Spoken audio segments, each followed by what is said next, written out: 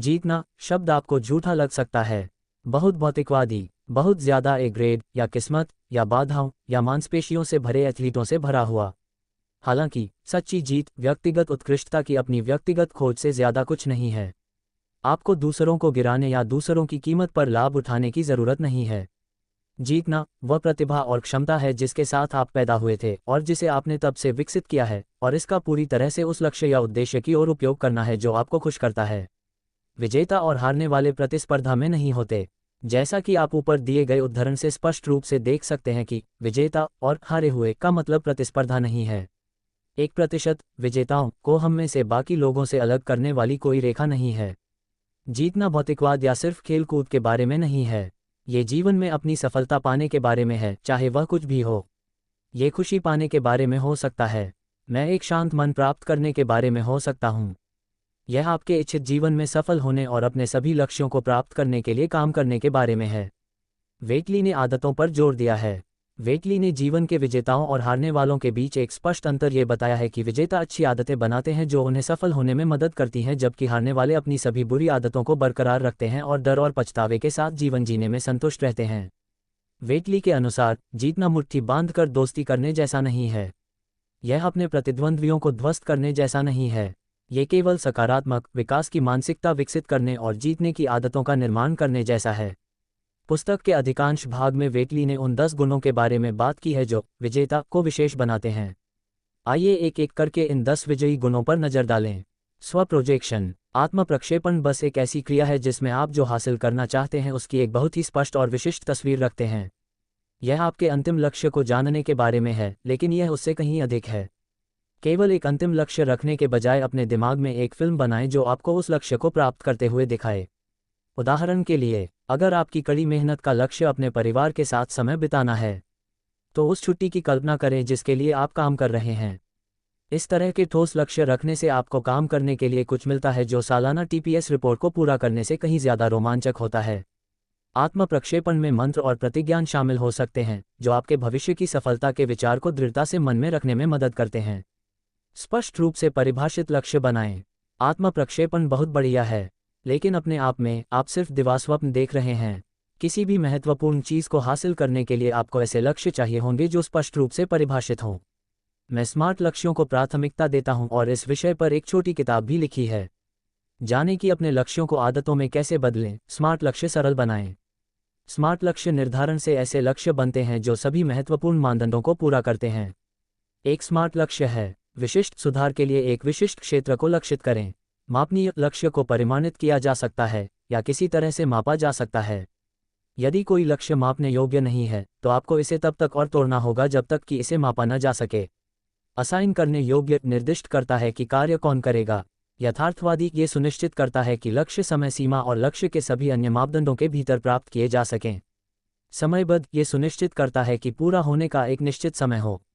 लंबे लक्ष्यों के मामले में ये पूरा होने की तिथियों से जुड़े मील के पत्थर हो सकते हैं। सभी कार्यों के सकारात्मक पक्ष पर ध्यान केंद्रित करें। असफल होने वाले लोग हमेशा चिंतित रहते हैं। क्या होगा अगर मैं यह मौका चूक गया? क्या होगा अगर बॉस को मेरा प्रोजेक्ट पसंद नहीं आया?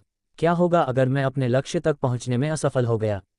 ये चिंता और भय आपके लिए कुछ भी अच्छा नहीं करता। ये केवल आपके तनाव को बढ़ाता है और इस बात की संभावना को बढ़ाता है कि आप मौका चूक जाएं, अपनी परियोजना में गड़बड़ी कर दें या अपने लक्ष्य तक पहुंचने में असफल हो जाएं। परिणामों के बारे में आशावादी और सकारात्मक बने रहना कहीं बेहतर है। अपने आप को उस शॉट को लेते हुए देखें। जानें कि आप प्रोजेक्ट पर अपना सर्वश्रेष्ठ प्रदर्शन कर रहे हैं और बॉस को ये पसंद आएगा। अपने आप को अपने लक्ष्यों तक पहुंचते हुए देखें। बाधाओं से बचने की योजना बनाएं और अपनी सफलता की कल्पना करें। अपनी आत्मनिर्णय की शक्ति का उपयोग करें। आपको अपने काम में निवेश महसूस करने की ज़रूरत है। ये काम पर उस प्रोजेक्ट को करने के बारे में नहीं है क्योंकि बॉस को इसकी ज़रूरत है। प्रोजेक्ट को अपना बनाए, इसे अपना बनाए। जब आप किसी चीज़ पर अपनी छाप लगाते हैं और उसका स्वामित्व लेते हैं तो आप चीज़ों को भाग्य के हाथों से निकालकर अपने हाथों में ले लेते हैं। सफलता या असफलता पूरी तरह आप पर निर्भर है, दूसरों की इच्छा या सनक पर नहीं। चलो देखते हैं क्या होता है। इस आदर्श का विरोधी है। आत्मनिर्धारित व्यक्ति इसे कर दिखाएगा।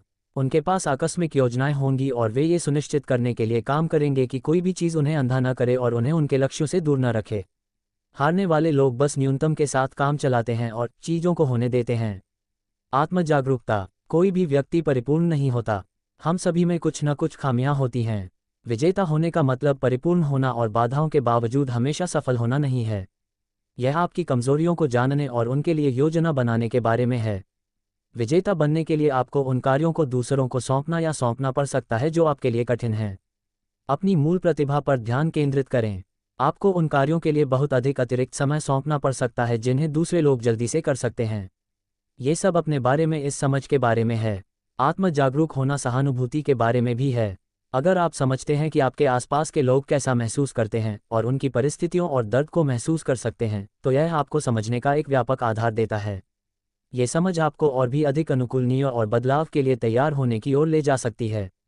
जब आप अपनी अनुकूलन क्षमता बढ़ाते हैं, तो हमेशा सामने आने वाली अजीबोगरीब चीज़ें जो दूसरों के लक्ष्यों को विफल कर सकती हैं, वे कभी भी आपको सफलता से दूर नहीं कर पाएंगी। अनुकूलनीय होने का मतलब है कि आप मुश्किलों का सामना करेंगे और नई बदली हुई स्थिति को शामिल करने के लिए अपनी योजनाओं को फिर से तैयार करेंगे। आत्मसम्मान। आत्मछवि। विजेता बनने के लिए उच्च आत्मसम्मान और आत्मविश्वास का होना महत्वपूर्ण है।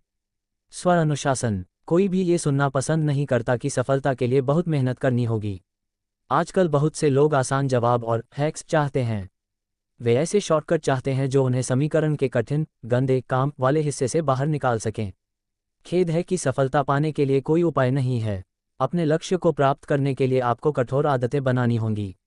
आपको उन्हें जारी रखने के लिए आत्म अनुशासन की आवश्यकता होगी। और यदि आप पहली बार असफल हो जाते हैं तो उन्हें फिर से शुरू करने के लिए आत्म अनुशासन की आवश्यकता होगी। अपनी बात। वेटली के विजेताओं और हारने वालों के बीच एक अंतर आत्मचर्चा है। विजेताओं के पास आत्मचर्चा होगी जो उन्हें अपनी आत्मछवि और आत्म अनुशासन को मजबूत करने में मदद करती है। हारने वाले वे लोग हैं जो अक्सर नकारात्मक आत्मचर्चा सुनते हैं। मैं इन्हें किसी के कंधों पर बैठे छोटे देवदूत और शैतान के रूप में सोचता हूं, जैसा कि आप क्लासिक कार्टूनों में देखते हैं। हम सभी में दोनों का थोड़ा थोड़ा अंश होता है, हमारे मन का आईडी और सुपर ईगो, या यदि आप चाहें तो देवदूत और शैतान। कभी कभी शैतान जीत जाता है। महत्वपूर्ण बात यह है कि जीत की संभावना को न्यूनतम रखें और असफल होने पर वापस उछलने और फिर से शुरुआत करने का लचीलापन रखें। संपूर्ण व्यक्ति। उम्मीद है कि अब तक आप समझ गए होंगे कि वेटली के अनुसार विजेता का मतलब यह नहीं है कि कौन सबसे बड़ी कार चलाता है या किसके पास सबसे बड़ा बैंक खाता है। विजेता का मतलब इससे कहीं ज्यादा है। काम, प्रेरणा और अपनी कड़ी मेहनत और परिश्रम से एक शानदार भविष्य बनाना समीकरण का एक बड़ा हिस्सा है, लेकिन यह इसका केवल एक हिस्सा है।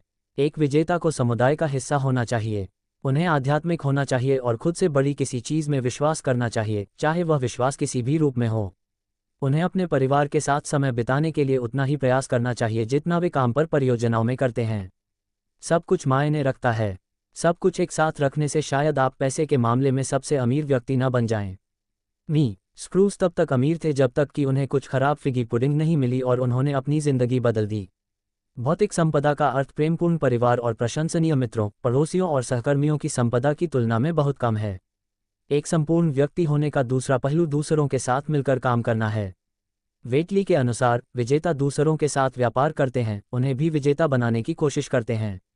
वे आपसी सफलता के लिए प्रयास करते हैं, वर्चस्व के लिए नहीं। वे छोटी छोटी बातों पर लड़ने के बजाय आपसी सफलता पाने के लिए लोगों के साथ मिलकर काम करना पसंद करते हैं ताकि यह सुनिश्चित हो सके कि उन्हें किसी भी स्थिति में सर्वश्रेष्ठ मिले।